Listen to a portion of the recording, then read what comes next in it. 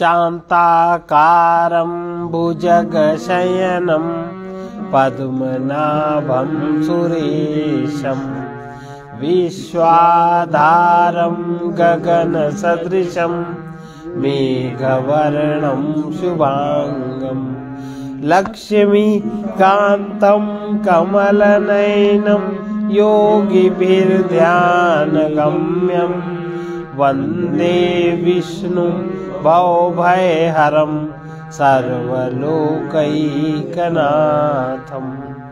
जिनकी आकृति अतिशय शांत है, जो शेषनाग की सैया पर शयन किए हुए हैं, जिनकी नाभि में कमल है, जो देवताओं के भी ईश्वर और संपूर्ण जगत के आधार हैं, जो आकाश के सदृश सर्वत्र व्याप्त है, नील मेघ के समान जिनका वर्ण है, अतिशय सुंदर जिनके संपूर्ण अंग है, जो योगियों द्वारा ध्यान करके प्राप्त किए जाते हैं, जो संपूर्ण लोकों के स्वामी हैं, जो जन्म मरण भय का नाश करने वाले हैं, ऐसे लक्ष्मीपति कमल नेत्र भगवान श्री विष्णु को मैं प्रणाम करता हूँ। यम ब्रह्मा वरुणेन्द्र रुद्र मरुता स्तुनवन्ति दिव्यस्तवै वेदै सांगपदक्रमोपनिषदै गायन्ति यम सामगा ध्यानावस्थित तद्गतेन मनसा पश्यन्ति यम योगिनो यस्यान्तं विदुषुरासुरगणा देवाय तस्मै नमः। ब्रह्मा विष्णु इंद्र रुद्र मरुदगण दिव्य स्त्रोतों द्वारा जिनकी स्तुति करते हैं, साम वेद के गाने वाले अंग पद क्रम और उपनिषदों के सहित वेदों द्वारा जिनका गान करते हैं, योगी जन ध्यान में स्थित तदगत हुए मन से जिनका दर्शन करते हैं, देवता और असुरगण कोई भी जिनके अंत को नहीं जानते, उन परम पुरुष नारायण देव के लिए मेरा नमस्कार है। वसुदेव सुतं देवं कंसचारूणमर्दनं देवकी परमानंदम कृष्णं वंदे जगद्गुरु। कंस और चाणूर का वध करने वाले देवकी के आनंद वर्धन वसुदेव नंदन जगत गुरु श्री कृष्ण जी की मैं वंदना करता हूँ। ओम श्री परमात्मने नमः। अथ श्रीमद्भगवद गीता महात्म्य। गीता शास्त्रमिदं पुण्यम यह पठेत् प्रयतः पुमान् विष्णोः पदमवाप्नोति भयशोकादिवर्जितः। गीताध्ययनशीलस्य प्राणायामपरस्य च नैव सन्ति पापानि पूर्वजन्म कृतानि च। मलनिर्मोचनं पुंसां जलस्नानं दिने दिने सकदगीताम्भसि स्नानं संसारमलनाशनम्। गीता सुगीता कर्तव्या किमन्यैः शास्त्रविस्तरैः या स्वयं पद्मनाभस्य मुखपद्मा विनिसृता भारतामृत सर्वस्वं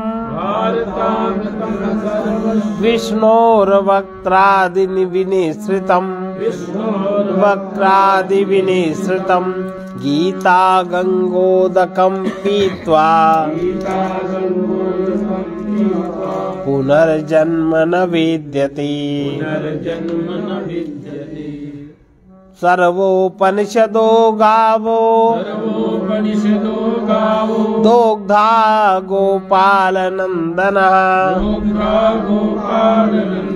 पार्थो वत्सा सुधीर भोक्ता दुग्धम गीतामृतम महत एकम शास्त्रम देवकी पुत्र गीतम एको देवो देवकी पुत्र एव एको मंत्रस्तस्य नामानि यानि कर्माप्येकं तस्य देवस्य सेवा। गीता महात्म्य। जो मनुष्य शुद्ध चित्त होकर प्रेम पूर्वक इस पवित्र गीता शास्त्र का पाठ करता है वो भय और शोक आदि से रहित होकर विष्णु धाम को प्राप्त करता है। जो मनुष्य सदा गीता का पाठ करने वाला है तथा प्राणायाम में तत्पर रहता है उसके इस जन्म के पूर्व जन्म के किए हुए समस्त पाप निसंदेह नष्ट हो जाते हैं। जल में प्रतिदिन स्नान किया हुआ स्नान मनुष्यों के केवल शारीरिक मल का नाश करता है, परंतु गीता ज्ञान रूप जल में एक बार भी स्नान किया हुआ संसार मल को नष्ट करने वाला है। जो साक्षात कमल लाभ भगवान विष्णु के मुख कमल से प्रकट हुई है उस गीता का ही भली भांति गान अर्थ सहित स्वाध्याय करना चाहिए। अन्य शास्त्रों के विस्तार से क्या प्रयोजन। जो महाभारत का अमृतोपम सार है तथा जो भगवान श्री कृष्ण के मुख से प्रकट हुआ उस गीता रूप गंगा जल को पी लेने से पुनः इस संसार में जन्म नहीं लेना पड़ता।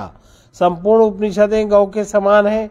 गोपाल नंदन श्री कृष्ण दूहने वाले हैं और अर्जुन बछड़ा है तथा महान गीतामृत ही उस गौ का दुग्ध है और शुद्ध बुद्धि वाला श्रेष्ठ मनुष्य ही इसका भोक्ता है। देवकी नंदन भगवान श्री कृष्ण का कहा हुआ गीता शास्त्री एकमात्र उत्तम शास्त्र है। भगवान देवकी नंदन ही एकमात्र महान देवता है। उनके नाम ही एकमात्र मंत्र है और उन भगवान की सेवा ही एकमात्र कर्तव्य कर्म है। आज गीता जयंती के शुभ अवसर पर करीब 5,500 वर्ष पहले युद्ध क्षेत्र में श्री महाभारत का जब युद्ध आरंभ हुआ उसके प्रथम दिन दोपहर में कुरुक्षेत्र में गीता का उपदेश भगवान श्री कृष्ण ने अर्जुन को दिया। जब अर्जुन को बहुत मोह व्याप्त हुआ। इस गीता में 18 अध्याय है और पहले अध्याय का नाम ही है अर्जुन विषाद योग। अर्जुन का विषाद, उस विषाद से कैसे योग प्राप्त होता है उसकी विशेषताएं बताई। दूसरे अध्याय का नाम है सांख्य योग, माने बार अर्जुन की कायरता के विषय में श्री कृष्ण अर्जुन संवाद है। सांख्य योग का विषय क्या है? छात्र धर्म के अनुसार युद्ध करने की आवश्यकता का निरूपण। कर्म योग का विषय स्थिर बुद्धि पुरुष के लक्षण और स्थिर बुद्धि पुरुष की महिमा। तीसरा अध्याय कर्म योग है। इसमें ज्ञान योग और कर्म योग के अनुसार अनासक्त भाव से नियत कर्म करने की श्रेष्ठता का निरूपण किया गया है। यज्ञादि कर्मों की जीवन में क्या आवश्यकता है इसका निरूपण किया गया है और ज्ञानवान और भगवान के लिए भी लोक संग्रहार्थ कर्मों की आवश्यकता है। अज्ञानी और ज्ञानवान के लक्षण बताए गए हैं तथा राग द्वेष से रहित होकर कर्म करने के लिए प्रेरणा दी गई है और काम के निरोध का विषय। चौथा है ज्ञान कर्म संन्यास योग नामक चौथा अध्याय। सगुण भगवान का प्रभाव और कर्म योग का विषय। योगी महात्मा पुरुषों के आचरण और उनकी महिमा, फल सहित पृथक पृथक यज्ञों का कथन और ज्ञान की महिमा। छठवां है कर्म संन्यास योग नामक 5वां अध्याय। सांख्य योग और कर्म योग का विषय। सांख्य योगी और कर्म योगी के लक्षण और उनकी महिमा। ज्ञान योग का विषय भक्ति सहित ध्यान योग का वर्णन। छठा अध्याय है आत्म संयम नामक छठवां अध्याय। कर्म योग का विषय और योगारूढ़ मनुष्य के लक्षण। जो मनुष्य योग में आरूढ़ हो जाता है, जो योगी है, उस मनुष्य का क्या लक्षण है, कैसे उसको पहचाना जाए। आत्म उद्धार के लिए प्रेरणा भगवत प्राप्त पुरुष के लक्षण। भगवान का अनुभव जिसको हो जाता है, उस पुरुष के क्या क्या लक्षण हैं। विस्तार से ध्यान योग का विषय समझाया गया है। मन के निग्रह का विषय, योग भ्रष्ट पुरुष की गति का विषय और ध्यान योगी की महिमा का गान किया गया है। सातवां अध्याय ज्ञान विज्ञान योग। विज्ञान सहित ज्ञान का विषय, संपूर्ण पदार्थों में कारण रूप से भगवान की व्यापकता का कथन, आसुरी स्वभाव वालों की निंदा और भगवत भक्तों की प्रशंसा।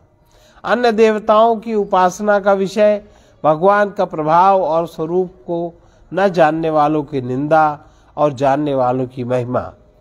आठवां है अक्षर ब्रह्म योग नामक आठवां अध्याय। ब्रह्म अध्यात्म कर्म आदि के विषय में अर्जुन के 7 प्रश्न और उनका उत्तर। भक्ति योग का विषय शुक्ल और कृष्ण मार्ग का वर्णन। 9वां अध्याय राज विद्या राज गुह्य योग। प्रभाव सहित ज्ञान का विषय, जगत की उत्पत्ति का विषय, भगवान का तिरस्कार करने वाली आसुरी प्रकृति वालों के निंदा और दैवी प्रकृति वालों के भगवत भजन के प्रकार। सर्वात्म रूप से प्रभाव सहित भगवान के स्वरूप का वर्णन। सकाम और निष्काम उपासना का फल, निष्काम भगवत भक्ति की महिमा। 10वां अध्याय विभूति योग। भगवान की विभूति और योग शक्ति का कथन और उनके जानने का फल। फल और प्रभाव सहित भक्ति योग का कथन। अर्जुन द्वारा भगवान की स्तुति तथा विभूति और योग शक्ति के कहने के लिए प्रार्थना। भगवान द्वारा अपनी विभूति और योग शक्ति का कथन। विश्वरूप दर्शन योग नामक 11वां अध्याय। विश्वरूप के दर्शन हेतु अर्जुन की प्रार्थना। भगवान द्वारा अपने विश्वरूप का वर्णन। संजय द्वारा धृतराष्ट्र के प्रति विश्वरूप का वर्णन। अर्जुन द्वारा भगवान के विश्वरूप का देखा जाना और उनकी स्तुति करना। भगवान द्वारा अपने प्रभाव का वर्णन। ये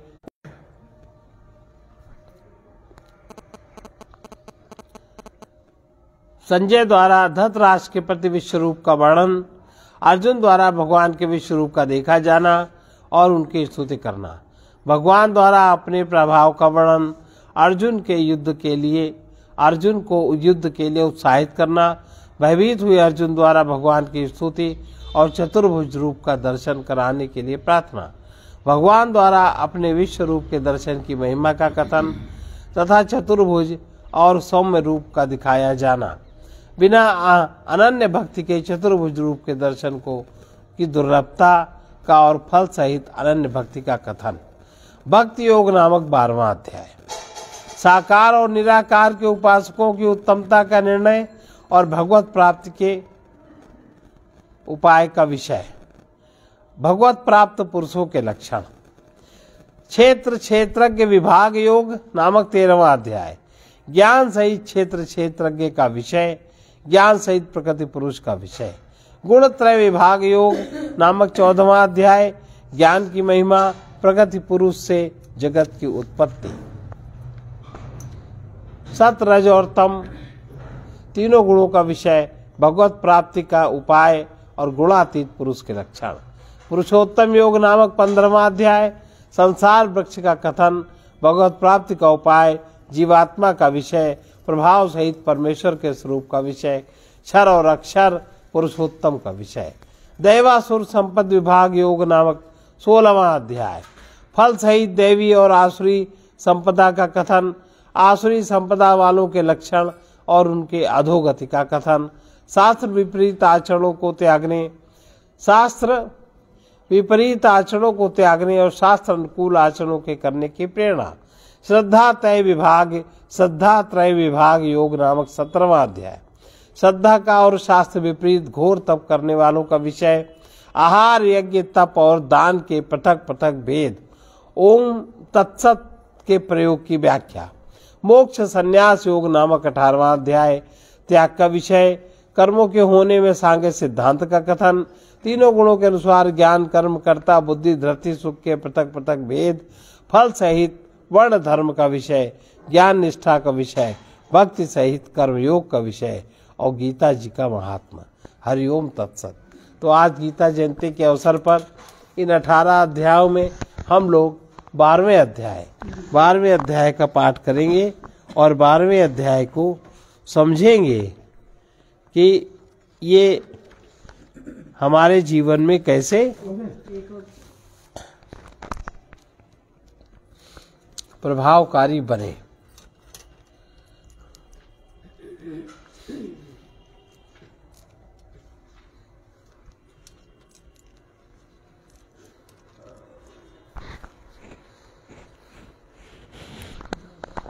अथ द्वादशोऽध्यायः।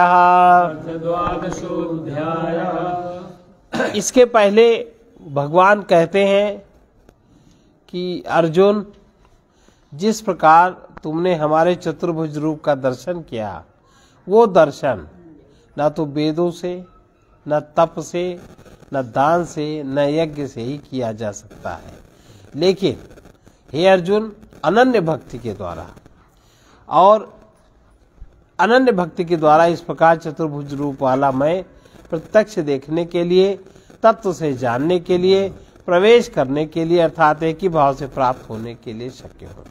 और ऐसा देखा भी गया है कि जो भक्त लोग हुए हैं उन्होंने भगवान के चतुर्भुज रूप का दर्शन किया है। इसका वर्णन भी मिलता है। अर्जुन, जो पुरुष केवल मेरे लिए ही संपूर्ण कर्मों को, अब कैसा, किसके लिए मैं सुलभ होता हूँ? जो व्यक्ति जो कुछ भी करता है वो सब कुछ मेरे लिए करता है, वो अपने अहंकार के लिए नहीं करता। जो सब कुछ संपूर्ण कर्तव्य कर्म को मेरे लिए ही करने वाला है और जो मेरे ही परायण है, मेरे ही जो आश्रित है, मेरा ही जो भक्त है और उसकी जगत के किसी पदार्थ में कोई आसक्ति नहीं है और संपूर्ण भूत प्राणियों में जिसको किसी प्रकार कोई वैर भाव, बैर नहीं है अलग बात है, वैर भाव रहे, भाव माने अंदर, अंदर बैर का भाव नहीं है, लेकिन बाहर अगर कोई उससे बैर करता है तो यथा योग्य विधि उसका समाधान व्यक्ति करता है, पर भाव उसके अंदर बैर का नहीं है। वो अनन्य भक्तियुक्त पुरुष मुझको ही प्राप्त होता है। अब अर्जुन पूछ रहे हैं, लेकिन ये बताइए, एवं सतत युक्ताये भक्तास्त्वां पर्युपासते, भक्तास्त्वां पर्युपासते, ये चाप्यक्षरम् अव्यक्तम् अव्यक्तम् तेषां के योगवेत्तमाः, तेषां के। आप जो कह रहे हैं कि जो अनन्य प्रेमी है, अर्जुन पूछ रहे हैं, जो आपके अनन्य प्रेमी हैं, भक्त हैं, वो पूर्वोक्त जैसा आपने अभी कहा उस प्रकार से निरंतर आपके ही भजन ध्यान में लगे रहकर आप सगुण रूप परमेश्वर को भजते हैं। और जो दूसरे लोग हैं जो केवल अविनाशी सच्चिदानंद घन निराकार ब्रह्म को ही अति श्रेष्ठ भाव से भजते हैं, उन दोनों प्रकार के उपासकों में अति उत्तम योगवेत्ता कौन है? एक तो है कि जो निरंतर आपके ध्यान में लगे रहकर ही सारे कर्तव्य कर्मों को करते हैं, जो आपके परायण हैं, आपके ही भक्त हैं, जिनकी कहीं आसक्ति नहीं है, संपूर्ण भूत प्राणियों में जो बैर भाव से रहित है, वो अनन्य भक्ति युक्त पुरुष मुझको ही प्राप्त होते हैं। तो जो इस तरह भजन ध्यान में लगे रहकर आप सगुण रूप परमेश्वर को और जो दूसरे केवल अविनाशी सच्चिदानंद घन निराकार निर्गुण रूप ब्रह्म को ही अति श्रेष्ठ भाव से भजते हैं, उन दोनों में श्रेष्ठ कौन है? अब भगवान कहते हैं, मय्यावेश मनो ये माम नित्ययुक्ता उपासते, नित्ययुक्ता श्रद्धया परयोपेतास्ते, मे युक्त तमा मतः, मे मय्यावेश मनो ये मां नित्ययुक्ता उपासते श्रद्धया परयोपेतास्ते मे युक्त तमा मता। भगवान कहते हैं कि देखो, सबसे ज्यादा व्यक्ति को मन ही उसका परेशान करता है, तो भगवान ने पहले ही उस बात का समाधान कर दिया। भगवान कहते हैं मुझ में मन को एकाग्र कर। जिनका मन मुझ में एकाग्र हो गया है, वो जब मन एकाग्र हो गया है तो फिर निरंतर भजन में लगे होंगे, और जो निरंतर किसी का भजन कर रहा है निश्चय ही उसका ध्यान भी उसी में होगा। तो जो भक्तजन अतिशय श्रेष्ठ माने शुद्ध सात्विक श्रद्धा से युक्त होकर मुझे सगुण रूप परमेश्वर को भजते हैं। सगुण माने गुण सहित, क्योंकि ये जगत भी गुणों से ही बना है। तो वो उस सगुण जगत में ही, सगुण रूप से जगत में ही सब प्रकार से जो मुझ परमेश्वर को ही भजते हैं, जगत की अन्यता को जो नहीं देखते, मुझसे अनन्य है जो, वे मुझको योगियों में अति उत्तम योगी। क्योंकि इतनी विविधता में जो एकता को देख ले वो महत्वपूर्ण है, और जो विविधता जाने ही ना, कोई आकार न जाने, उसमें कोई है अपना चिंतन कर रहा है, स्वाभाविक है वो उतना ऊंचा नहीं होगा। ये त्वरक्षरमणि निर्देशम, ये त्वरक्षरमणि निर्देशम अव्यक्तम पर्युपासते, व्यक्तम पर्युपासते सर्वत्र गमचिन्त्यं च कूटस्थमचलं ध्रुवं, कूटस्थमचलं सन्नियम्योन्द्रियग्रामम् सर्वत्र समबुद्धया ते प्राप्नुवन्ति मामेव सर्वभूतहिते रता।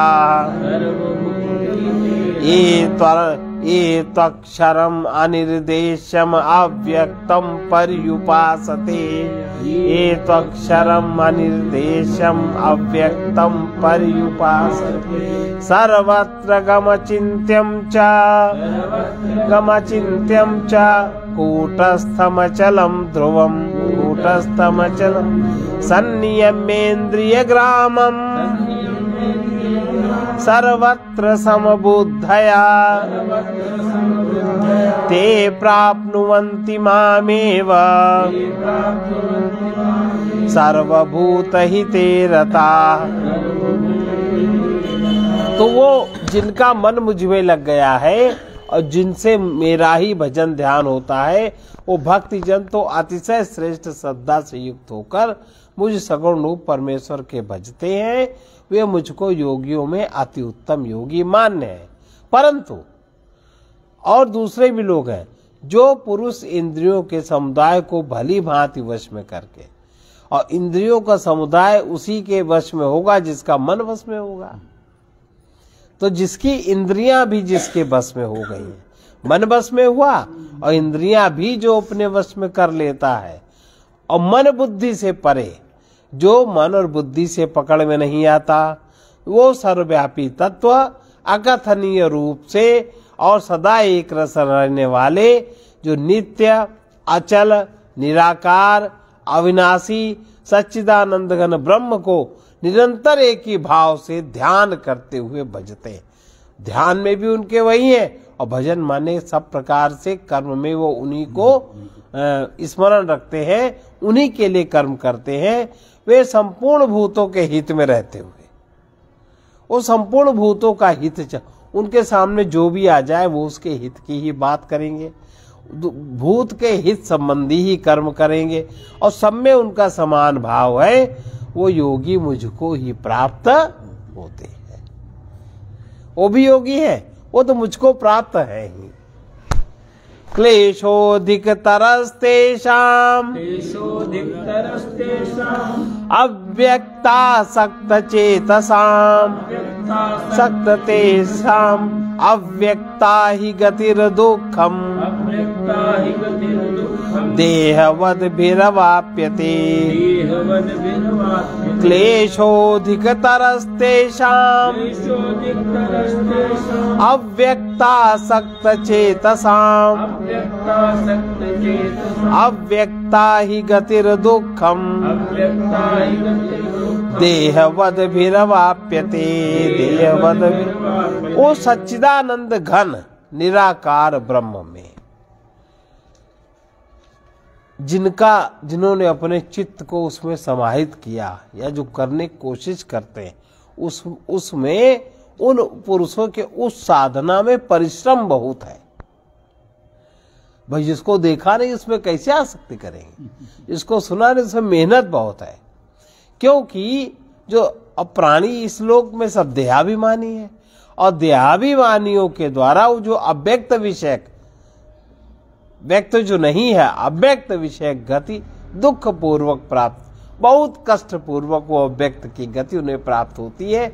व्यक्त की गति सरलता से प्राप्त होती है, सगुण की गति सरलता से प्राप्त होती है। एतु सर्वाणि कर्माणि मयि सन्न्यस्य मत्पराः अनन्येनैव योगेन मां ध्यायन्त उपासते मां ध्यायन्त उपासते। ये तु सर्वाणि कर्माणि मयि सन्न्यस्य मत्पराः मयि सन्न्यस्य मत्पराः अनन्येनैव योगेन मां ध्यायन्त उपासते मां ध्यायन्त उपासते। परंतु उनकी तो अव्यक्त विषय गति बहुत दुख पूर्वक प्राप्त की जाती, अर्थात नहीं है प्राप्त हो पाती होगी। लेकिन जो मेरे ही परायण, जो मेरे आश्रित रहते हैं, भक्त हैं, हर जगह वो मेरा ही भाव, मेरी ही क्रिया, मेरी ही प्रकृति देखते हैं और सब जो भी कुछ वो कर्म करते हैं वो सारे कर्म मुझ में अर्पण करते हैं।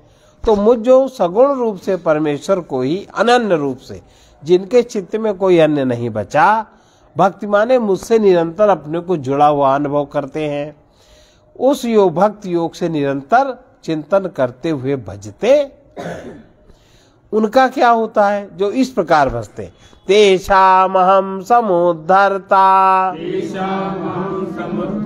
मृत्यु संसार सागरात् भवामि न चिरात् पार्थ मय्यावेशित चेतसाम् तेषामहं समुद्धर्ता मृत्यु संसार सागरात् भवामि न चिरात् पार्थ मय्यावेशित चेतसाम्। हे अर्जुन, इस प्रकार जो भक्ति योग से निरंतर चिंतन करते हुए मुझे भजते हैं, वो मुझ में चित्त लगाने वाले प्रेमी, जिनका चित्त मुझ में लग गया है, ऐसे जो मेरे प्रेमी हैं, उन भक्तों को मैं शीघ्र ही मृत्यु रूप संसार समुद्र से उद्धार करने वाला होता हूं। जो मृत्यु रूप संसार है, जहां सब जगह मृत्यु ही मृत्यु, उस संसार समुद्र से मैं बहुत जल्दी उनका उद्धार करने वाला होता हूं। इसलिए हे अर्जुन, तुम भी ऐसा ही करो। मय्येव मनाधत्स्व मयि बुद्धिं निवेशय निवस्यसि मय्येव अथ ऊर्ध्वं न संशयः। मय्येव मनाधस्त्व मयि बुद्धिं निवेशय निवस्यसि मय्येव अत ऊर्ध्वं न संशयः। इसलिए अर्जुन, तुम अपना मन मुझ में ही लगाओ और बुद्धि भी मुझ में ही लगाओ। इसके बाद तुम मेरे में ही निवास, तो जब बुद्धि मुझ में लगेगी तुम्हारा आम मुझ में समर्पित हो जाएगा, तो तुम मुझ में ही निवास करोगे, इसमें कोई भी संशय नहीं है। अथ चित्तम समाधातुम न शक्नोषि मयि स्थिरम् अभ्यास योग युक्तेन ततो मामिच्छाप्तुं धनंजय। अथ चित्तं समाधातुं न शक्नोषि मयि स्थिरम् अभ्यास योगेन ततो मामिच्छाप्तुं धनंजय। यदि तुम अचल रूप से, मन इतना चंचल है, तुम मुझ में मन को स्थापित नहीं कर सकते,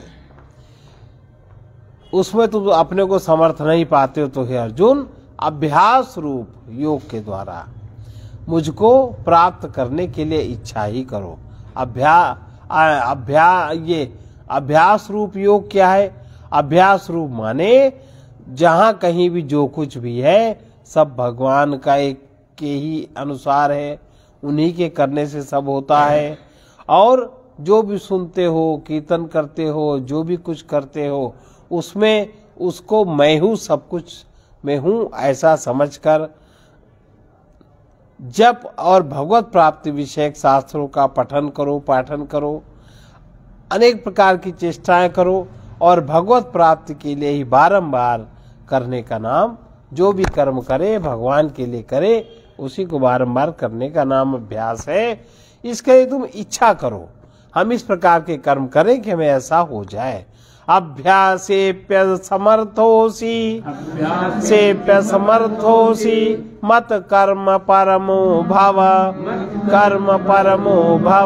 मदर्थमपि कर्माणि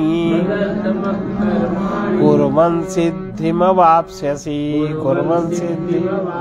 अभ्यासेप्य समर्थोसी मत कर्म परमो भव मदर्थमपि कर्माणि कुर्वन् सिद्धिं वाप्स्यसि अगर तुम वो अभ्यास करने में भी असमर्थ हो तो तुम जो कुछ भी करते हो सब कुछ मेरे लिए ही करो और मेरे होके रहो, मेरे परायण मेरे होके रहो। इस प्रकार मेरे निमित्त जब तुम कर्मों को करोगे तो भी तुम मेरी प्राप्ति रूप जो तुम्हें फल मिलेगा, सिद्धि मिलेगी, वो तुम्हें मैं ही प्राप्त होऊंगा। अथैदतप्य शक्तोषि कर्तुं मद्योगमाश्रिता सर्व कर्म फल त्यागम ततः कुरु यतात्मवान् अथैतदप्य शक्तोषि कर्तुं मद्योगमाश्रिता सर्व कर्म फल त्यागम ततः कुरु यतात्मवान्। यदि मेरी प्राप्ति रूप मुझे प्राप्त करना है और तुम्हें उसी को योग कहते, जिससे मैं किसी को प्राप्त अनुभव हूँ, मैं ही प्राप्त हूँ, ऐसा कोई अनुभव करे इस योग के आश्रित होकर। उपर्युक्त साधन को करने में भी तुम असमर्थ हो, मेरी प्राप्ति रूप योग के आश्रित होकर जो हमने साधन बताए वो तुम नहीं कर सकते हो। साधन करने में भी तुम अपने को असमर्थ पाते हो, तो मन बुद्धि आदि पर विजय प्राप्त करने वाला होकर तो सब जो भी कर्म करो सबके फल का त्याग कर दो, कुछ न चाहो फिर भी कर्म करो। केवल भगवद अर्थ कर्म करने वाले पुरुष का भगवान में प्रेम और श्रद्धा तथा भगवान का चिंतन भी बना रहता है। इसे ध्यान से कर्म फल का त्याग श्रेष्ठ है। क्योंकि अब आगे कह रहे हैं कि इनमें एक एक से क्या क्या चीज श्रेष्ठ है। श्रेयो हि ज्ञानम अभ्यासान् ज्ञानाध्यानं विशिष्यति ध्यानात् कर्म फल त्यागः त्यागात् शान्तिरनन्तरम् श्रेयो हि ज्ञानमभ्यासं ज्ञानाध्यानं विशिष्यति ध्यानात् कर्म फल त्यागः त्यागात् शांति अनंतरम। मर्म को न जाने और अभ्यास किए जाए। अभ्यास क्यों कर रहा है इसका अर्थ न जाने, तो इस तरह के अभ्यास से उस कर्म का ज्ञान श्रेष्ठ है कि हमें क्यों करना है, क्यों नहीं करना है। और ज्ञान से निरंतर हमको ध्यान में रखते हुए सारे कर्म करे, मेरे लिए सब कुछ करे, वो ज्ञान से ध्यान श्रेष्ठ है। और ध्यान से भी कभी कभी ध्यान हट ही जाए, कर रहा है तो करने में लग जाए, तो ध्यान से भी श्रेष्ठ क्या है, सब कर्मों के फल का त्याग। जो भी कर्म करे उसके परिणाम में मुझे कुछ नहीं चाहिए, ये श्रेष्ठ है, क्योंकि त्याग से तत्काल परम शांति का अनुभव होता है। अब भगवत भक्त के लक्षण ये तो बता दिया, ऐसे ऐसे करो ऐसे करो। अब उसको क्या, उसकी चित्त की स्थिति कैसी होती है। अद्वेष्टा सर्वभूतानां मैत्रः करुण एव च निर्ममो निरहंकारः समदुःख सुख क्षमी संतुष्टः सततं योगी यतात्मा दृढ़ निश्चयः मयि अर्पित मनोबुद्धि यो मद्भक्तः समे प्रियः। जो बार बार भगवान ने कई बार प्रयोग किया कि मेरी भक्ति, मेरा भक्त, मेरी भक्ति से युक्त। अब मेरी भक्ति है क्या, कोई कैसे आचरण करता है जो मेरा भक्त होता है, और जो मेरा भक्त होगा उसका लक्षण क्या है उसको सुनो। वो व्यक्ति सब भूतों में उसका द्वेष भाव नहीं होता, द्वेष भाव से रहित होता है, नंबर 1 लक्षण। नंबर 2, स्वार्थ रहित होता है, उसका किसी प्राणी से अपना स्वार्थ नहीं समझता और सबका प्रेमी होता है। और बिना कारण के जो भी उसके पास आ जाए उसके प्रति दया का भाव होता है, जो उसकी सहायता कर सकता है बिना कारण के कर देता है। तो जो पुरुष सब भूतों में द्वेष भाव से रहित है, स्वार्थ रहित है, सबका प्रेमी है और हेतु रहित दयालु है। अभी हम लोग हेतु सहित दयालु होते हैं, हमारे से क्या काम बनना है इसको पकड़ लो, और नहीं बनना तो नहीं पकड़ो। कोई बड़ा अधिकारी है तो उसके बार बार चमचागिरी करो, नहीं है तो न करो। एक भक्त ऐसा नहीं होता, उसकी दया में कोई कारण नहीं होता, सबके प्रति समान होता है। और ममता रहित, किसी भी पदार्थ को वो अपना अंदर से नहीं मानता। जब पदार्थ नहीं मानता तो अहंकार भी नहीं होता, कहां से वो कहां अहंकार फैलेगा।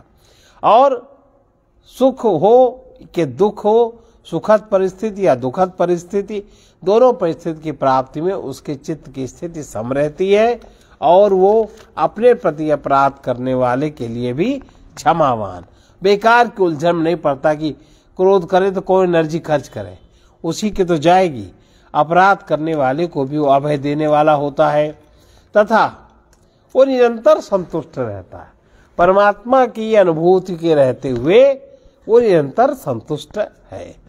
और मन इंद्रियों सहित, मन भी उसका वश में वह है, इंद्रियां भी उसके वश में है, और मैं इन सब कुछ का संचालक मैं हूं, ऐसा उसको निश्चय दृढ़ होता है।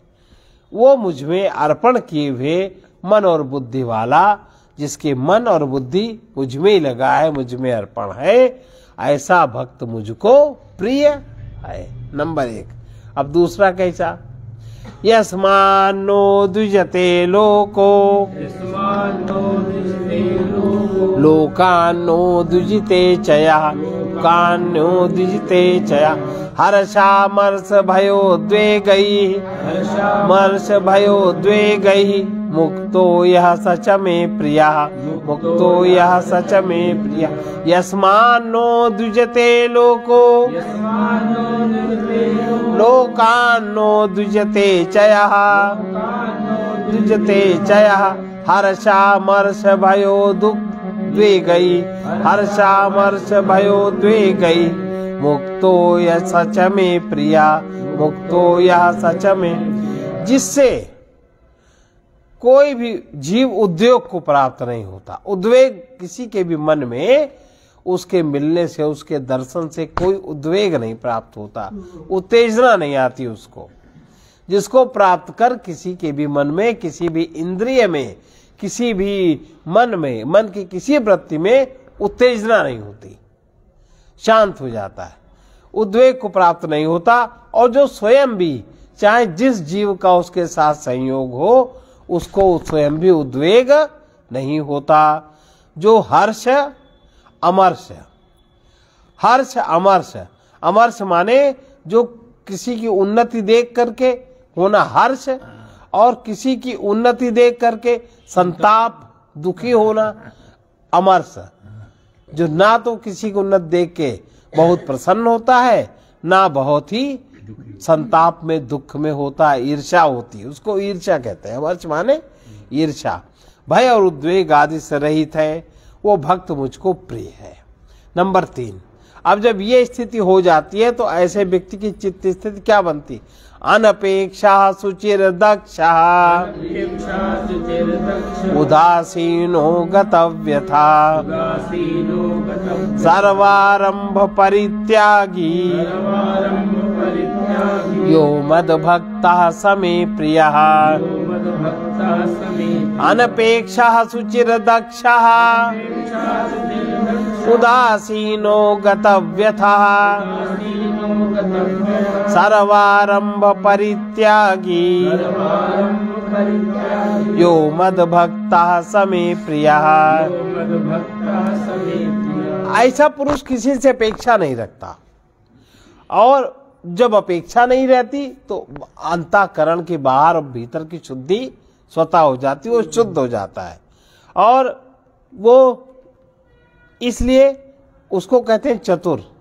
भाई जो शुद्धि के लिए कुछ ना करना पड़े और जो सूत्र जान गया अपेक्षा रहित, पक्षपात उसमें नहीं होता, वो व्यक्ति सभी दुखों से छूटा हुआ होता है, दुख उसको बांध नहीं सकते। वो सब आरंभों का त्यागी, कुछ भी वो नया काम आरंभ नहीं करता। मेरा भक्त मुझको प्रिय है।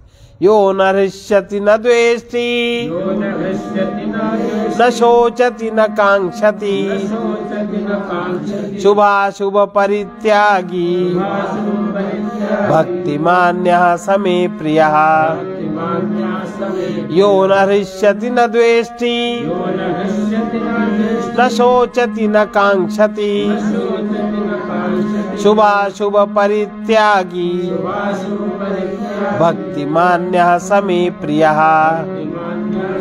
जो कभी सांसारिक पदार्थ को प्राप्त कर हर्षित भी नहीं होता और विपरीतता को प्राप्त कर कोई द्वेष नहीं होता, जिसमें शोक भी नहीं होता, कामना भी जिसमें नहीं होती, शुभ अशुभ संपूर्ण कर्मों का त्याग जिसमें हो जाता है, वो भक्ति युक्त पुरुष मुझको प्रिय है। समाशत्रौ च मित्रे च तथा मानापमानयोः शीतोष्ण सुख दुःखेषु समासंग विवर्जितः। समाशत्रौ च मित्रे च तथा मानापमानयोः शीतोष्ण सुख दुःखेषु समासंग विवर्जिता। उससे कोई शत्रुता करे अथवा मित्रता का भाव रखे, कोई उसको मान करे अथवा कोई अपमान का भाव रखे, उसमें समता ही रहती है। सर्दी गर्मी सुख दुख आदि द्वंद्व जो भी उसके ऊपर आते हैं वो सब में आसक्ति रहित होता है, किसी एक कोई पकड़ के नहीं बैठता। तुल्य निंदा स्तुतिर्मौनी संतुष्टो येन केनचित् अनिकेता स्थिरमतिः भक्तिमान में प्रियो नरः तुल्य निंदा स्तुतिर्मौनी संतुष्टो येन केनचित् अनिकेतः स्थिरमतिः भक्तिमान में प्रियो नरः। और फिर जब कोई शत्रु मित्र मान अपमान करने वाला सामने हो, फिर चाहे निंदा करे चाहे स्तुति करे, उसको कोई फर्क नहीं पड़ता। मननशील जिस किसी प्रकार से भी उसके शरीर का निर्वाह हो, वो सदा संतुष्ट रहता है। और रहने के स्थान में जहाँ वो रहता है, अर्थात इस शरीर में, और शरीर जहाँ रहता उस भूमि में, दोनों में ममता और आसक्ति उसकी नहीं होती। वह स्थिर बुद्धि भक्तिमान पुरुष मुझको प्रिय है। ये तु धर्म्यामृतमिदम् यथोक्तम् पर्युपासते श्रद्धाना मत्परमा भक्तास्तेतीव मे प्रिया। ये तु धर्म्यामृतमिदम् यथोक्तम् पर्युपासते श्रद्धाना मत्परमा भक्तास्तेतीव मे प्रिया। जो परंतु इनमें भी जो श्रद्धा युक्त पुरुष, जैसे जो वेद शास्त्र महात्मा गुरुजनों तथा परमेश्वर के वचनों में प्रत्यक्ष के सदृश विश्वास रखता है, जैसे परमेश्वर में विश्वास किया जाता है वैसे उससे संबंधित लोगों में विश्वास रखता है, श्रद्धा युक्त है और मेरे ही पारायण है, इस ऊपर कहे हुए धर्ममय अमृत को जो निष्काम भाव से सेवन करते हैं वे भक्त मुझको अतिशय प्रिय हैं। ओम तत्सदिति श्रीमद् भगवद गीता उपनिषत्सु ब्रह्म विद्यायाम योग शास्त्रे श्री कृष्णार्जुन संवादे भक्ति योगो नाम द्वादशोऽध्यायः।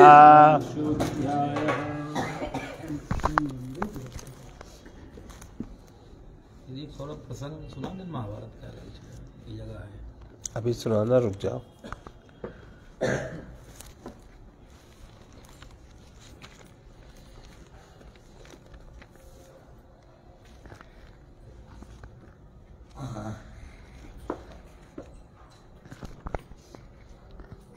चलो।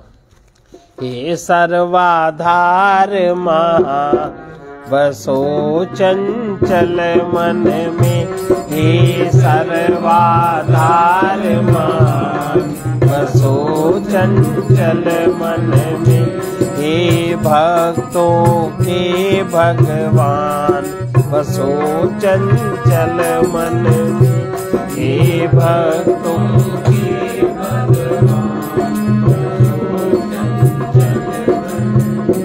हे विश्वंभर परमेश एक परमाश्रय, हे विश्वंभर परमेश एक परमाश्रय, हे सबके जीवन प्राण बसो चंचल मन में, हे सबके जीवन प्राण बसो चंचल मन में, हे सर्वाधार महान बसो चंचल मन में, हे सर्वाधार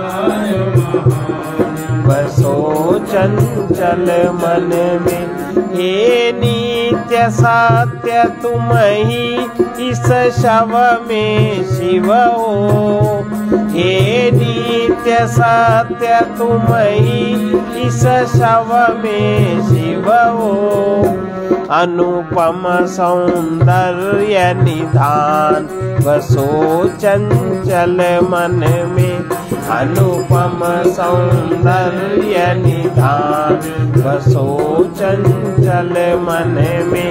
हे भक्तों हे भगवान बसो चंचल मन में। हे भक्तों हे भगवान बसो चंचल।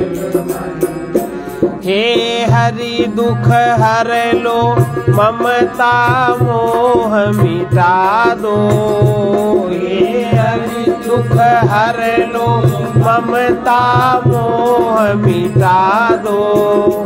जागृत हो आत्म ज्ञान बसो चंचल मन में। जागृत हो आत्म ज्ञान बसो चंचल मन में। हे सबके जीवन प्राण बसो चंचल मन में। हे सबके जीवन प्राण बसो चंचल। हे प्रेम सिंधु परमात्मन अंतरयामी। हे प्रेम सिंधु परमात्मन अंतरयामी। भूले न तुम्हारा ध्यान बसो चंचल मन में। भूले न तुम्हारा ध्यान बसो चंचल मन में। जागृत हो आत्म ज्ञान बसो चंचल मन में। जागृत हो आत्म ज्ञान बसो चंचल। हे प्रियतम प्रभु मैं पथिक तुम्हारा ही हूँ। हे प्रियतम प्रभु मैं पथिक तुम्हारा ही हूँ। मिट जाए सब अभिमान बसो चंचल मन में। मिट जाए बसो चंचल मन में। भूले न तुम्हारा ध्यान बसो चंचल मन में। भूले न तुम्हारा ध्यान बसो चंचल मन में।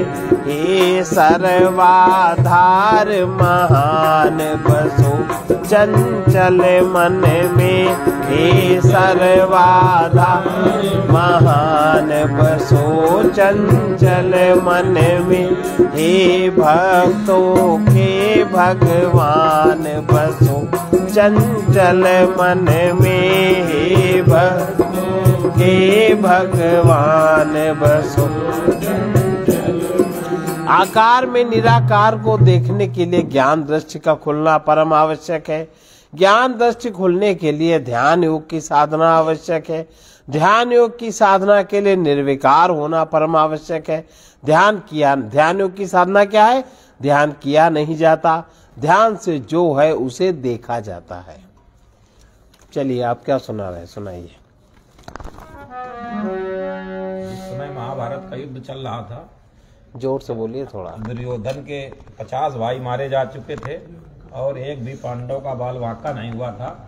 तो दुर्योधन के मन में शंका हुई कि हमारी सेना में भीष्म पितामह, द्रोणाचार्य, कृपाचार्य, कर्ण जैसे महान योद्धा हैं, एक पांडव क्यों नहीं मारा गया। फिर जाकर भीष्म पितामह से कहा कि बाबा तुम लोग उधर मिले हुए हो, एक पांडव क्यों नहीं मारा गया। तो भीष्म के बात अच्छी नहीं लगी। उन्होंने प्रतिज्ञा कर ली कि कल सवेरा होते ही एक पांडव का वध मैं कर दूंगा। ये बात जब भगवान कृष्ण को पता चली, फिर पांडवों से जाकर बताया कि तुम पांचों में कल एक को जाना है, अपना निश्चय कर लो, क्योंकि ये भीष्म ने प्रतिज्ञा की है। तो पांडव तो उन्हीं के आश्रित थे, उन्हीं से पूछा उपाय बताओ। बोले जिस समय सुबह 4 बजे ध्यानाभग्न अवस्था में बैठे हो पितामह, उन्हीं से आशीर्वाद दिला लाओ द्रौपदी को। तो कोई साहस नहीं कर सका, अंत में भगवान कृष्ण को ही जाना पड़ा द्रौपदी के साथ में।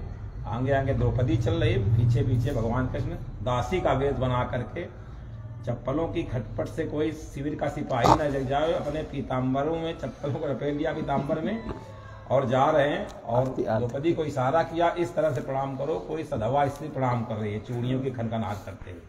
तो द्रौपदी ने प्रणाम किया तो आशीर्वाद दे दिया। आशीर्वाद मुख से निकला, सौभाग्यवती हो भव बेटी, तेरे हाथों से मेहंदी का न रंग कभी छूटे बेटी, तेरे हाथ न रंग कभी छूटे बेटी।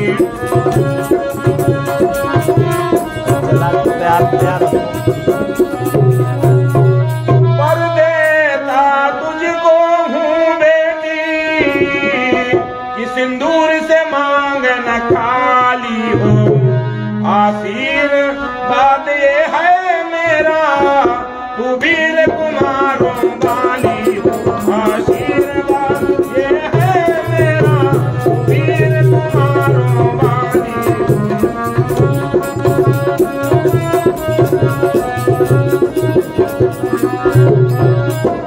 द्रौपदी का एक नाम कृष्णा भी था। तो कृष्णा ने सुनकर तुरंत कहा, बाबा ये क्या बतलाते हो, कल और कहा आज और कहा, तुम सत्यवती कहलाते हो, कल और कहा आज और कहा, तुम सत्यवती कहलाते हो।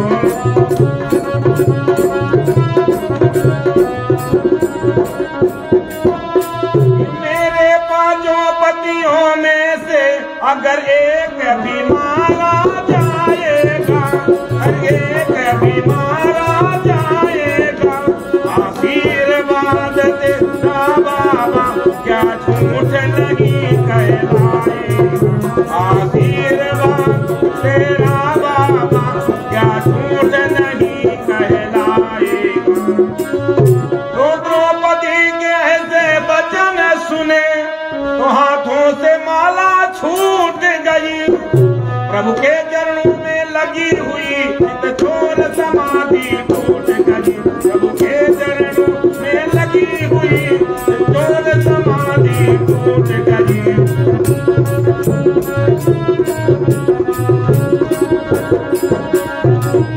और क्या कहने लगे पितामह, एक बात समझ में नहीं आती, हैरान है जिसने कर डाला, बतला दो बेटी कहाँ छुपा इस जगह तुम्हें लाने वाला, बतला दो बेटी कहाँ छुपा इस जगह तुम्हें लाने वाला।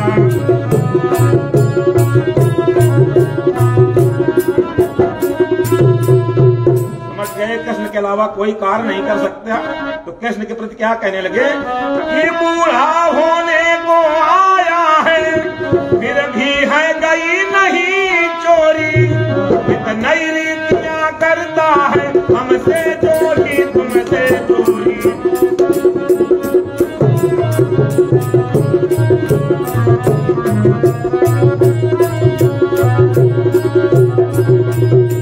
और वहां से बाहर के लिए चल पड़े पितामह। तो बाहर आकर के क्या देखा कि डोहड़ी का दृश्य निराला था, पीताम्बर का घूंघट डाले वहाँ खड़ा बांसुरी वाला था, पीताम्बर का घूंघट डाले वहाँ खड़ा बांसुरी वाला था।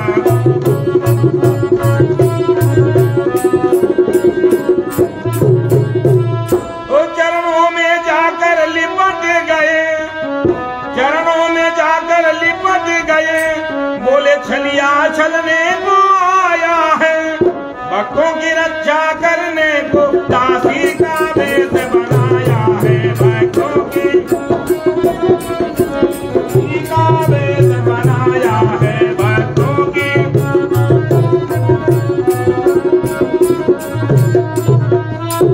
द्रुपद सुता मेरी बेटी, जाओ अब विजय तुम्हारी है, जाओ अब विजय तुम्हारी है, पतियों का बाल न बांका हो जब रक्षक कृष्ण मुरारी है, पतियों का न बांका हो जब रक्षक कृष्ण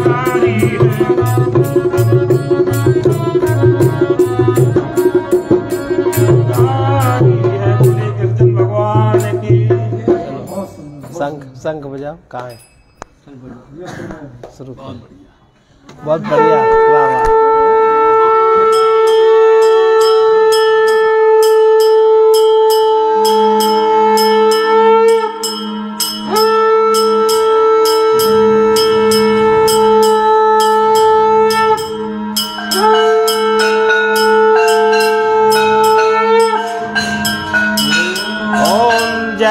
भगवद गीते स्वामी जय भगवद गीते।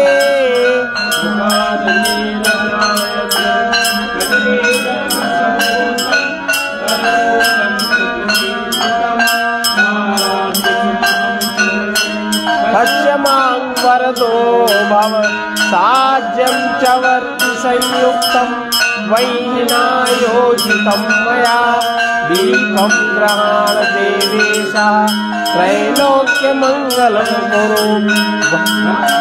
दीपं प्रयच्छामि देवाय परमात्मने त्रायिमां निरयाद् घोरात् दीपज्योतिर्नमोस्तुते। कार्पासवर्ति संयुक्तं घृतयुक्तमनोहरं तमोनाशकरं दीपं गृहाण परमेश्वर।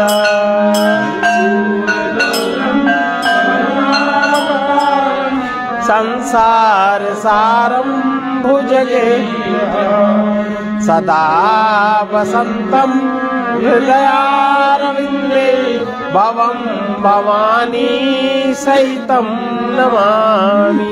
त्वमेव माता च पिता त्वमेव त्वमेव बन्धु च सखा त्वमेव त्वमेव विद्या द्रविणं त्वमेव त्वमेव सर्वं मम।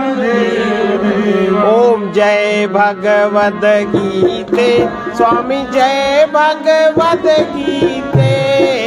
हरिय कमल बिहारिन हरिय कमल बिहारिन सुंदर सुपुनीते। ओम जय भगवद गीते। कर्म सुमरम प्रकाशिन कामा शक्ति हरा स्वामी कामा शक्ति हरा। तत्व ज्ञान विकासिनी तत्व ज्ञान विकासिनी विद्या ब्रह्म परा। ओम जय भगवद गीते। हारी शरण रहस्य प्रदायिनी शरण रहस्य प्रदायिनी सब विधि सुखकारी। ओम जय भगवद गीते जय भगवद गीते। राग द्वेष विदारिणी कारिणी मोद सदा स्वामी कारिणी मोद सदा। भव भय हारिणी तारिणी भव भय हारिणी तारिणी परमानंद प्रदा। ओम जय भगवद गीते। आसुर भाव विनाशिनी नाशिनी तम रजनी स्वामी नाशिनी तम रजनी। दैवी सद्गुणदायिनी दैवी सद्गुणदायिनी हरि रस का सजनी। ओम जय भगवद गीते। समता त्याग सिखाविन हरि मुख की बानी स्वामी हरि मुख की बानी। सकल शास्त्र की स्वामिनी सकल शास्त्र की स्वामिनी श्रुतियों की रानी। ओम जय भगवद गीते जय भगवद गीते स्वामी जय भगवद गीते। हरिय कमल बिहारिणी हरिय कमल बिहारिणी सुंदर सुपुनीते। ओम जय भगवद गीते। दया सुधा बरसावन मातु कृपा की जय। स्वामी मातु कृपा की जय। हरिपद प्रेम दान कर, हरिपद प्रेम दान कर, अपनो कर ली जय। ओम जय भगवद गीते, जय भगवद गीते। स्वामी जय भगवद गीते।